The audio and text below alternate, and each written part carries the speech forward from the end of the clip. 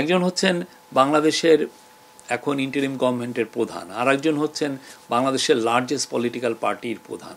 তো তারা দুইজনের মধ্যে আলোচনা হবে এবং তারা অনেকগুলো সব কিছু নিয়ে আলোচনা করবেন।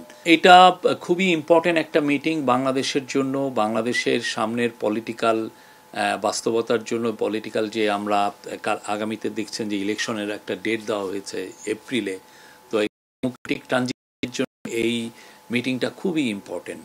এই মিটিংয়ে আমরা আশা করছি যে তারা আমরা এখানে আসলে কি এজেন্ডা এটা না, তারা যে মিটিং করছেন এবং তারা সব কিছুই আলাপ করবেন। কেননা একজন হচ্ছেন বাংলাদেশের এখন ইন্টারিম গভর্নমেন্টের প্রধান, আর একজন হচ্ছেন বাংলাদেশের লার্জেস্ট পলিটিক্যাল পার্টির প্রধান।